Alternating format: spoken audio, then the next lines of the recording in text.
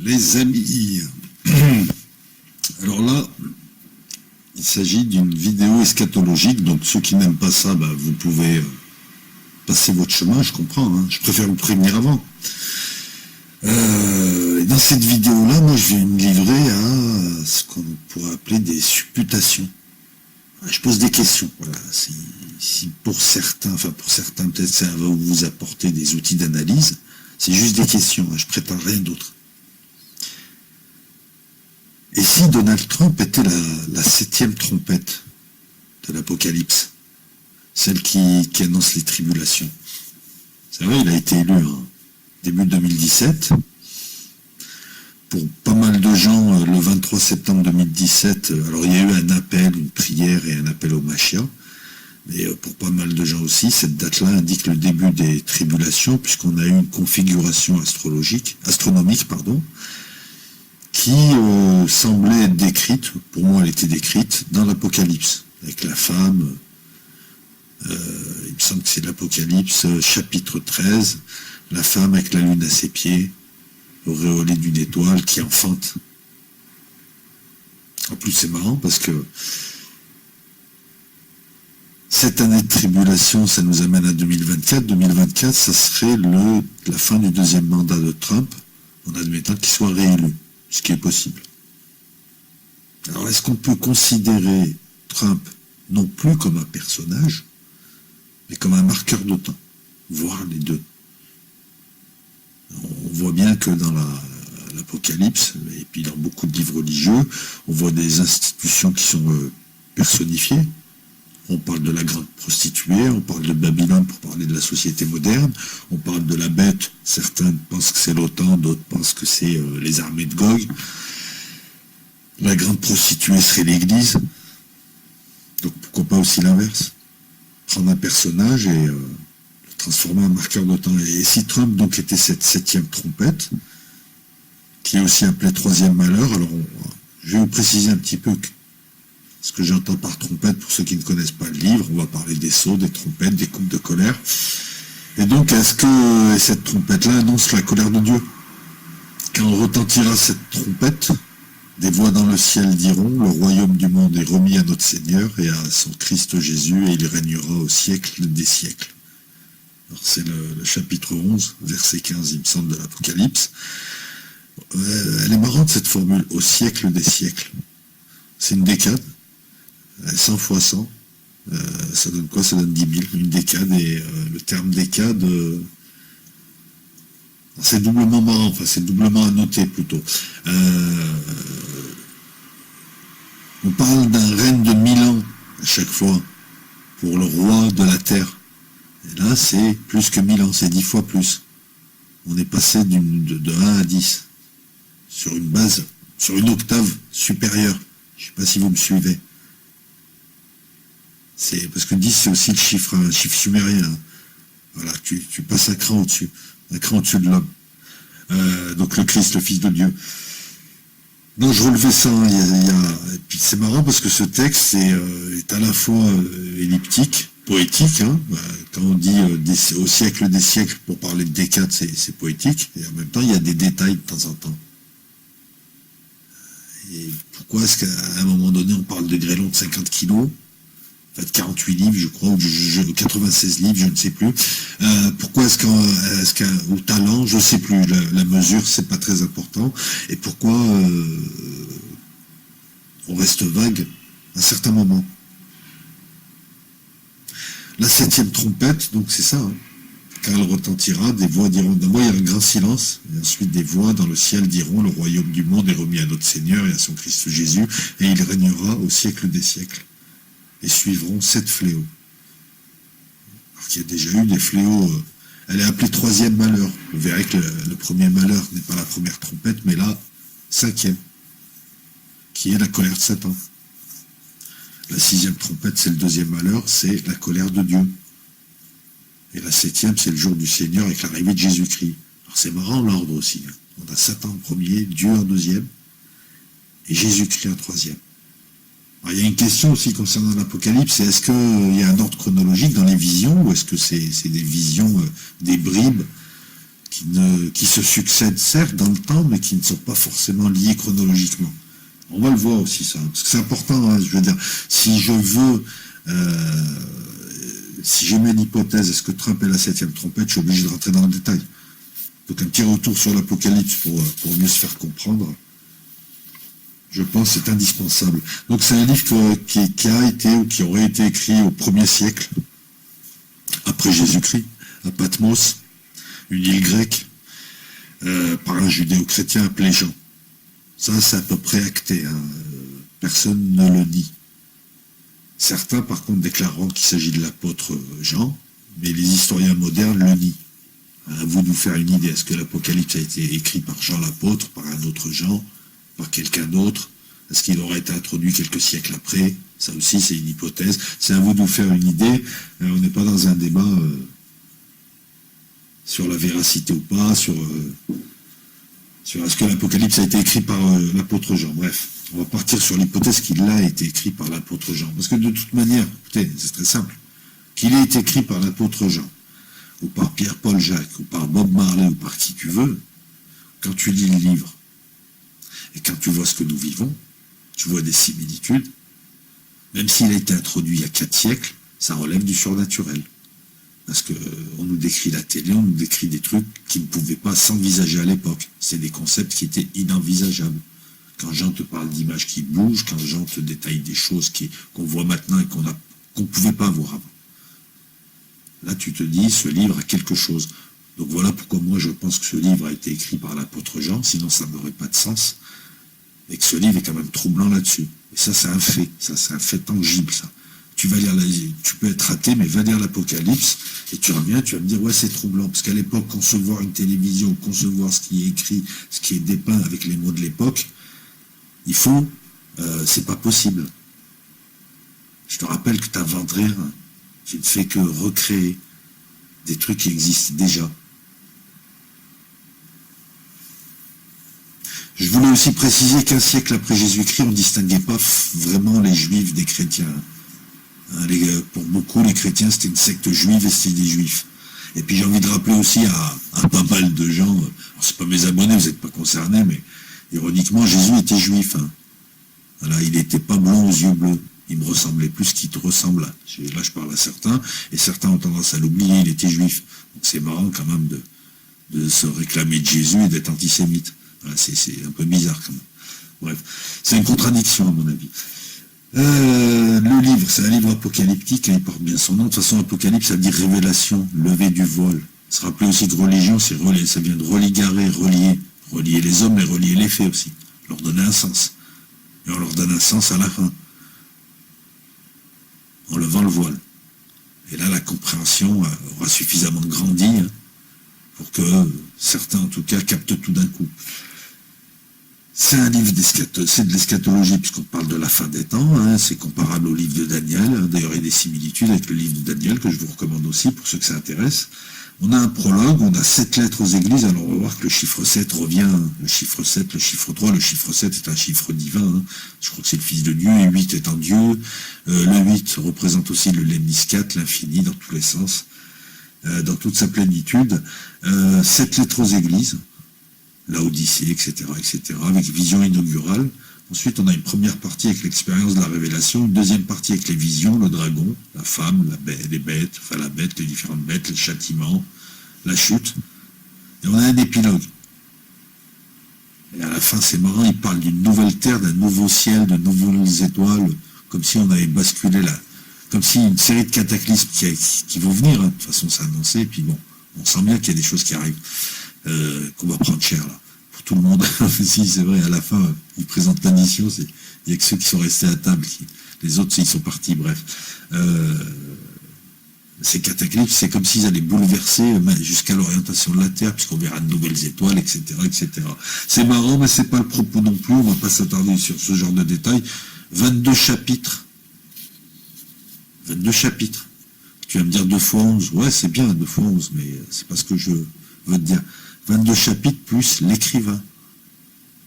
Ça fait 23. Et il me semble que c'est dans la Torah, dans l'Ancien Testament, peut-être même dans la Kabbale, mais je suis pas sûr, on te dit que l'univers a été créé avec 22 vibrations, plus la 23e, la porteuse, on va dire, la vibration de Dieu.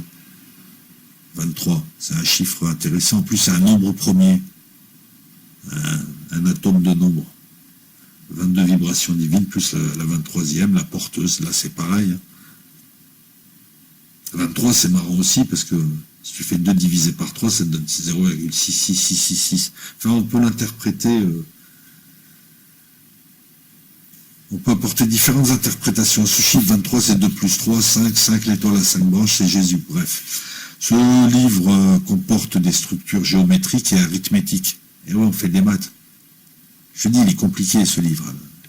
Très, très compliqué à appréhender. Moi, j'ai pas la prétention de l'avoir compris. On a une sorte d'effet matrioshka fractal. Vous allez voir, c'est marrant, il y a des maths si tu regardes les structures. On a aussi 2 visions convergentes. Celle qui amène la colère de Dieu et puis la lutte entre la femme et le dragon.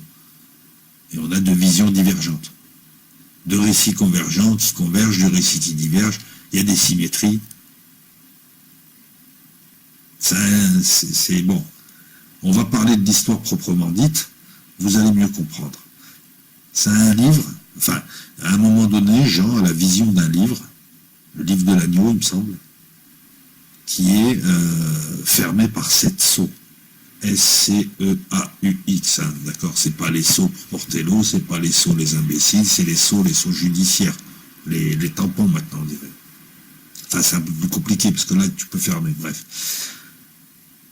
Ces 7 sceaux-là,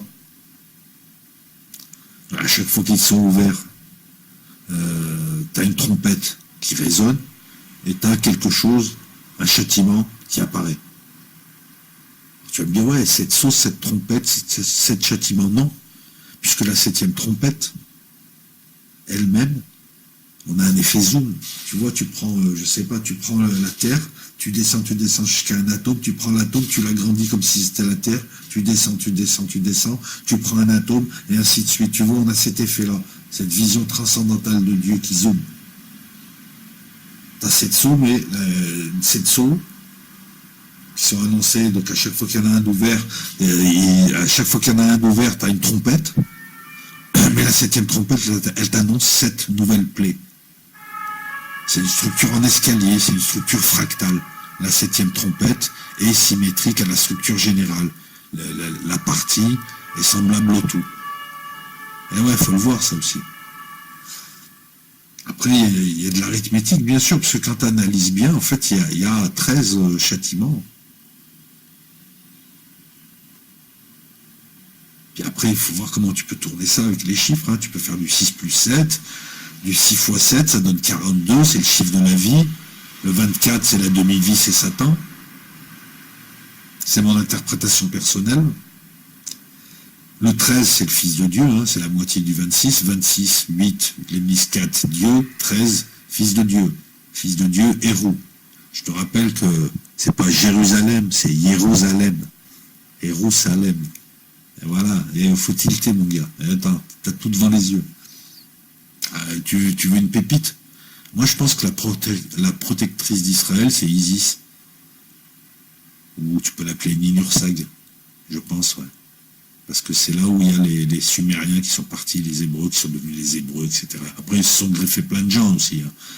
Il y a BHL, par exemple, lui, c'est un faux, lui. Voilà. Non, mais je te dis ça. Le personnage d'Isis, c'est le protecteur d'Israël. Je suis pas d'accord lorsque je vois des gens qui sont éminemment bien plus érudits que moi, mais là-dessus, je suis pas d'accord avec eux.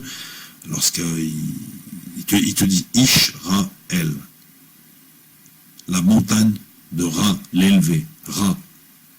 Parle de Ra, là, le soleil. Et le bleu, c'est Isis. Ce que tu vois sur le drapeau. Voilà, c'est une petite pépite comme ça. Et ouais, bon bref. Non, mais c'est important de le dire parce que de toute façon, la femme dans le ciel, Marie, c'est Ninursag, c'est Isis, c'est Tiamat, c'est le principe féminin. C'est la mère qu'on a occultée ensuite parce qu'on a rendu ces religions patriarcales, alors que bon, ça aurait pas dû l'être. Enfin bref. Je m'écarte. On en était à la structure. Et même au niveau des châtiments, je vous rassure, je vais les détailler, les sceaux et les trompettes. Et après, on va revenir à Donald Trump, hein, je vous rassure. Hein. Je sais où je vais. Hein. C'est marrant parce que la structure, là, 7 sauts, qui donne 7 trompettes, donc, mais pas 7 châtiments, mais 6 châtiments, la 7e trompette amenant 7 nouveaux châtiments, ça rappelle un petit peu la légende de Seven Son of the Seven Son, le 7e fils du 7e fils. Eh ben, le 7e fils du 7e fils, il est censé être le fils du diable. Eh, flippant. C'est marrant, hein. 7 fois 7, 49. 49, c'est censé être le chiffre du diable qui ne peut pas atteindre 50. Alors, tu vas me dire 50, ouais, 50, chez les Sumériens, c'est une divinité. Et Anne, c'est 60. Tout ceci a sa place ici, je ne sais pas pourquoi je te dis ça, mais ça a sa place quand même. Bon, donc on est d'accord. Un sceau, une trompette, un fléau. L'ouverture, un écrit, une pensée, une volonté, une vibration, une réalisation. Et il faut le voir en termes de processus, mon gars. Moi, je te dis, il est elliptique, le texte. Je pense pas qu'on puisse faire de la guématria dessus. Parce qu'il faudrait que ça soit ou de l'hébreu, ou de l'arabe, ou de langue sémitique. Mais je pense qu'il y a une analyse à faire et qu'il y a une lecture, au moins un deuxième plan, un deuxième niveau de lecture à avoir quant à l'Apocalypse. C'est pas seulement additionner des chiffres.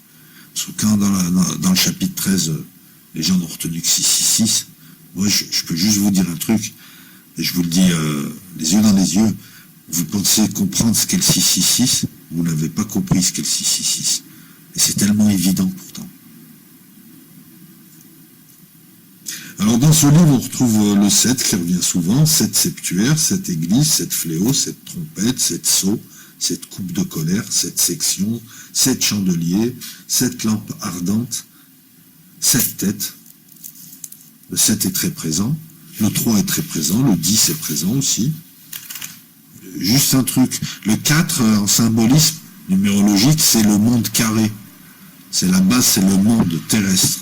Le 3, c'est la Trinité. Et 3 plus 4 donne 7.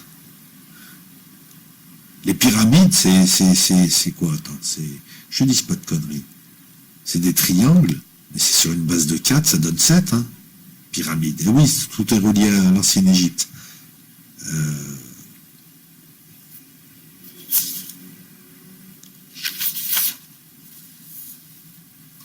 Enfin, moi, ce que je vois dans l'Apocalypse, ce que je vois d'ailleurs dans l'histoire de l'humanité, c'est qu'on voit à très grande échelle, cette fois, un cycle naturel, un principe transversal qu'on retrouverait à chaque plan s'il y a différents plans imbriqués et différents mondes.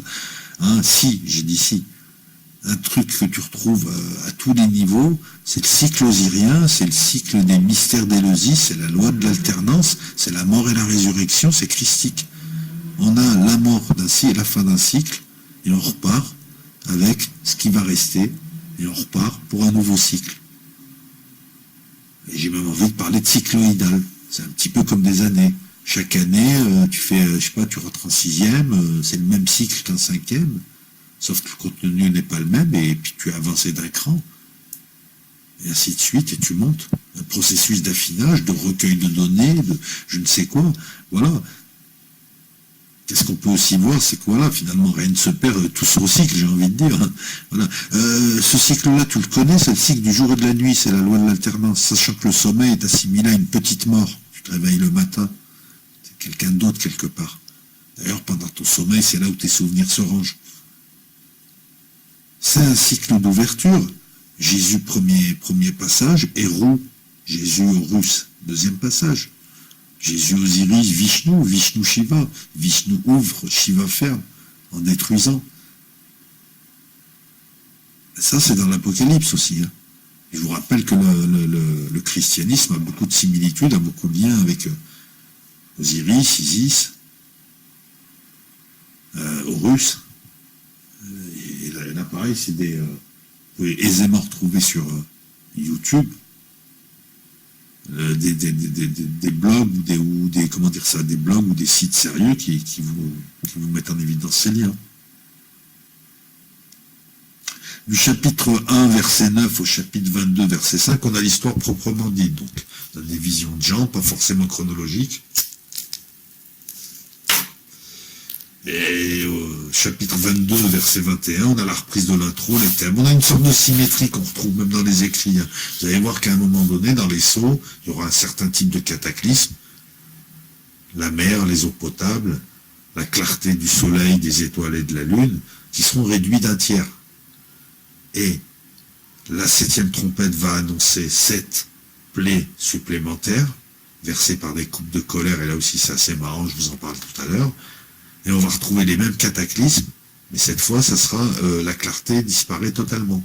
On passe de un tiers à la totalité. Les 2 tiers qui restent. C'est marrant, 2 tiers, on retrouve 0,666. Shiva, 7, Anne, Satan, destruction. Le prologue du livre présente le livre comme une révélation de Jésus-Christ. Ok, jusque-là, vous allez me dire, mais le rapport avec Donald Trump, le rapport, c'est que déjà, on va parler de quelque chose que je te fais une synthèse du truc sur lequel on parle.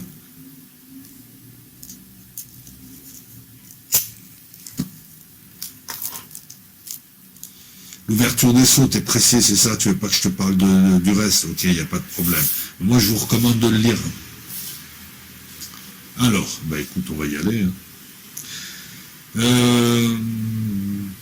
Alors, je vous épargne les visions, la bête, la femme, la grande prostituée.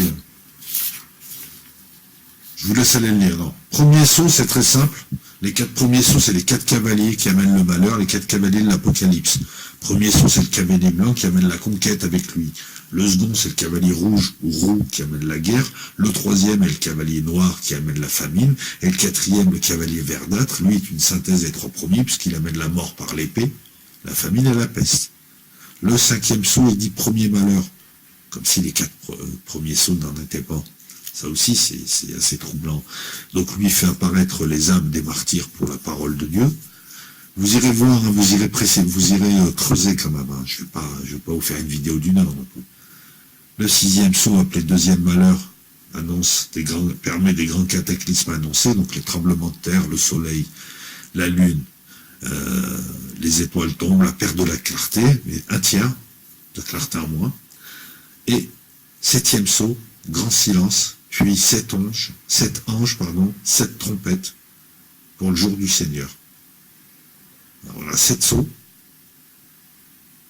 7 trompettes. Non, là c'est des conneries ce que je vous raconte. Excusez-moi, non, c'est pas 7 sceaux, 7 trompettes, la 7e. Non, c'est les sceaux, le sceau est ouvert, il y a la trompette, on est d'accord. Voilà, et la 7e trompette, elle, grand silence, et ensuite on a 7 coupes de colère. La colère étant l'énergie.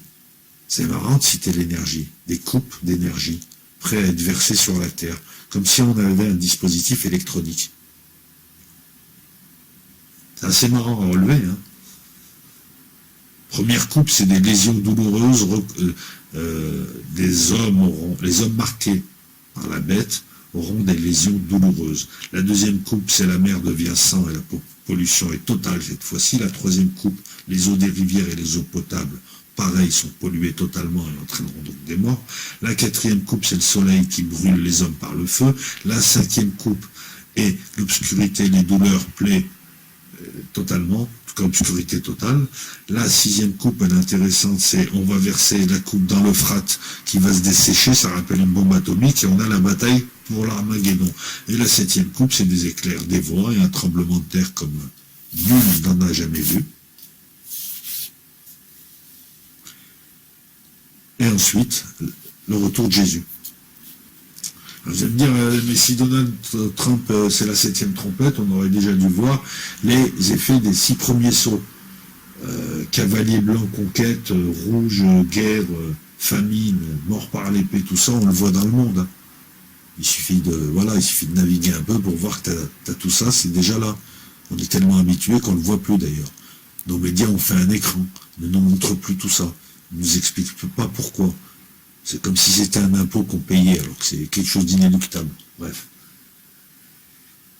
Le 5e sceau, le 6e sceau. Par contre, le 6e sceau, c'est vrai qu'il faut être honnête. Hein. Tremblement de terre, il y a une hausse des tremblements de terre. Ça, c'est vérifiable. Pourquoi, j'en sais rien. Mais il y a une hausse. Ça, je vous le dis, ça, c'est vérifiable. Il y a... Mais est-ce que le soleil Non, au contraire, le soleil nous crame de plus en plus parce qu'il y a un affaiblissement de la magnétosphère. Il y a de plus en plus de cancer de la peau. Donc ni le soleil, ni la lune, nous on diminue en clarté. On voit le soleil blanc alors qu'on le voyait jaune avant. Bon, personnellement, je le vois toujours jaune, hein, mais bon, je vais avoir des problèmes de daltonisme. J'ai pas vu d'étoiles tomber, donc le sixième saut, si Donald Trump c'est la septième trompette, et donc le septième saut, le grand silence, pourquoi le sixième saut ça marche pas?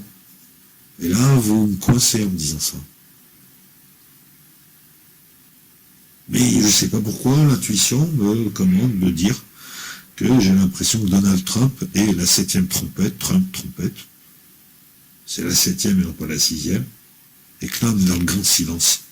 Et que, pour imiter amicalement le Rav Shaya, par la tignasse de leurs cheveux, les Iraniens, les USA, les Russes vont se battre, de gré ou de force. Là, pour l'instant, ils font tout pour pas se battre. Vous voyez, là, encore une fois, ça, c'est des prédictions de l'eschatologie. Je crois que c'est le livre de Daniel qui annonce ça. Bah, vous voyez, ils font tout pour pas se battre. Là. Et bien, par la tignasse de leurs cheveux, ils vont aller se battre. Hein, comme quoi, c'est pas des mecs qui organisent ça, c'est que c'est écrit à l'avance par des entités supérieures. Le grand silence avant le... Après, rien ne dit que ces coupes... Si, il y a quand même un ordre. On ne peut pas dire que ça va se produire dans le désordre. Alors, certaines, j'arrive à les comprendre. Hein.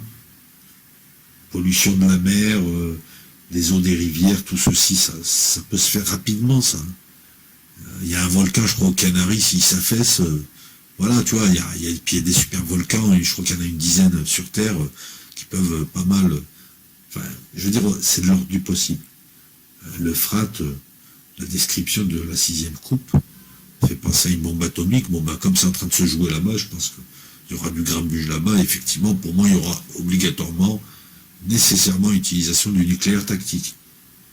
Entre autres. Bon, la septième coupe, on n'y est pas. Donc, tout ceci, pour l'instant, on n'a pas connu les lésions douloureuses des hommes marqués par la bête. Je me dis, si on nous force à aller dans des villes, hein, mais attends, c'est la première coupe, et la guerre mondiale, c'est la sixième coupe. Vous voyez, c'est pas clair. Hein. C'est pas clair. La seule certitude que je puisse avoir, c'est que pour moi, Donald Trump est l'antéchrist annoncé, l'antéchrist personne, qui doit chapeauter l'antéchrist système, qui prépare l'avènement de l'IA, qui est Satan. Donald Trump, donc antéchrist personne, et cet être annoncé qui arrive à la surprise générale, qui commence à séduire beaucoup de gens avant de décevoir au bout de 3 ans et demi, s'en suivra une série de cataclysmes. Ça, moi, c'est mon hypothèse. Mais j'ai du mal encore à faire coïncider mes hypothèses avec ce qu'annonce l'Apocalypse. Donc, voilà pourquoi je vous ai dit, c'est des réflexions, mais elles ne sont pas forcément abouties, quoi. Qu'est-ce que je pourrais te rajouter de plus? Ouais, c'est marrant, hein, le cinquième saut, c'est la colère de Satan contre l'humanité, le sixième, c'est la colère de Dieu, et le septième, c'est le jour du Seigneur. On a la faute, le jugement et la rédemption, ensuite, le nettoyage. Après, en tripotant un petit peu les chiffres, tu peux facilement, si tu prends 7 sauts, tu les multiplies par 6 fléaux, tu les multiplies par 7 coupes, et tu les multiplies par cette calamité, je vois pas pourquoi d'ailleurs j'ai fait ça, tu tombes sur la date de 2058 aussi, la date du jour du Seigneur, j'ai marqué, pour rigoler. Ouais, j'ai multiplié les sauts par les trompettes, par les fléaux, par les coupes. Mais bon, ça vaut de chi, hein, faut être honnête. Ouais, les 7 sauts, voilà, un tiers de la terre, de l'herbe, des arbres seront brûlés par la grêle, le feu mêlé à du sang. Première trompette.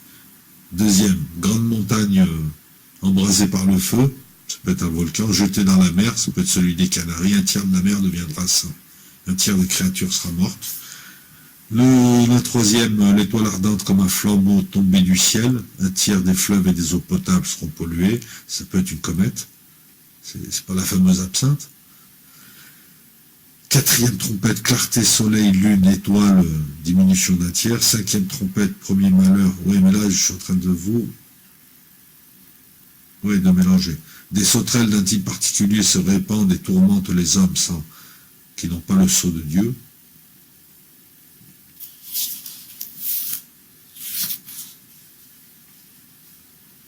la 6e trompette, 2e malheur, 4 anges, pour moi c'est 4 forces, libérées, 4 forces, hein, qui viennent de 4 directions, qui sont libérées, qui tueront un tiers des humains encore en vie, après tout ça. Eh ben,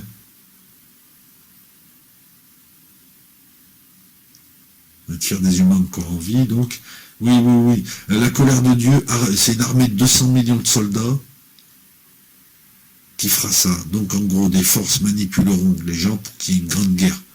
Mais 200 millions de soldats, ça sous-entendrait qu'ils se réuniront, l'Armageddon contre Jérusalem, ça sous-entendrait que l'Occident se mettrait aussi contre Israël. Là, pour réunir 200 millions de soldats, il faut la Chine, la Russie, les USA, l'Inde. Et ouais, c'est, je veux dire... Et 7e trompette, donc 3e malheur. Et là, on t'annonce 7 malheurs supplémentaires le jour du Seigneur. Voilà. Bon, bref, je pense avoir fait le tour. Je ne sais pas ce que vous allez en penser. Oui, je vous ai parlé des coupes. Et je suis revenu sur Donald Trump. Ça peut se tenir, hein, ça peut se tenir. Hein. Ah oui, je voulais aussi vous... La 7e coupe, on entendra des éclairs, des voix, coup de tonnerre, grand tremblement de terre, le plus grand connu, et Babylone tombera. Babylone, c'est pour moi, c'est la société moderne. Babylone était appelée par les Hébreux Bab-El, la porte de Dieu, au singulier. Et Babylone, en chaldéen, je crois, hein, ou en babylonien, c'est la porte des dieux. C'est marrant parce qu'à chaque fois, on passe du singulier au pluriel, du pluriel au singulier. C'est comme El, Elohim. Bon. Est-ce que c'est des multiplications de Dieu, tous ces agents, ou est-ce qu'il y aurait plusieurs dieux et ça rappelle un peu le passage de l'énolatrie à la monolatrie. Allez voir ce que c'est. Ce qui est marrant aussi, c'est qu'on parle d'une grêle dévastatrice avec des grelons de 50 kilos. Alors à l'époque, je suis d'accord, les kilos n'existaient pas. 50 kilos de maintenant. Je ne sais plus quelle était l'unité qui était utilisée. Mais pourquoi est-ce qu'on précise? Pourquoi est-ce qu'on ne dit pas d'énormes grêlons? C'est important tout ça. Voilà. Donc moi, sans faire de prévision, sans donner de date, je pense que ça peut bouger là en juillet. Alors je fais pas mon Rorschach. Hein. En juillet, ça va péter. Et puis toute cette petite affaire se finira en 2024.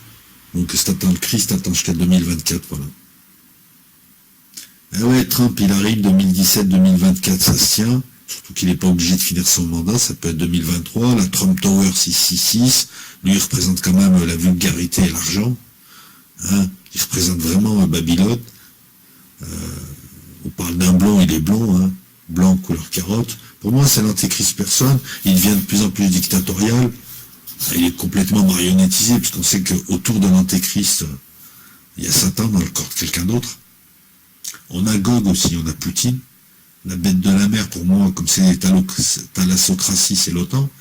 La bête de la terre, elle a 2 cornes. La bête de la mer, je crois qu'elle en a 7. On parle de 10 rois. Merkel, Macron, Poutine, la Chine, Modi, le Japon. La bête de la terre avec 2 cornes, ça peut être d'un côté les médias, de l'autre côté la finance, je sais pas. Le dragon dans le ciel, c'est qui? C'est le diable, c'est pas ça. Et donc le diable n'est pas Satan. La grande prostituée Babylone, c'est la société moderne. Hein. Je dis bien la société moderne, pas la société occidentale. Parce que ça serait une erreur. Parce qu'il peut y avoir des sociétés occidentales pieuses et conservatrices qui ne sont pas concernées par Babylone, et il peut y avoir des sociétés qui ne soient pas occidentales, mais qui soient corrompues, comme l'est la société américaine.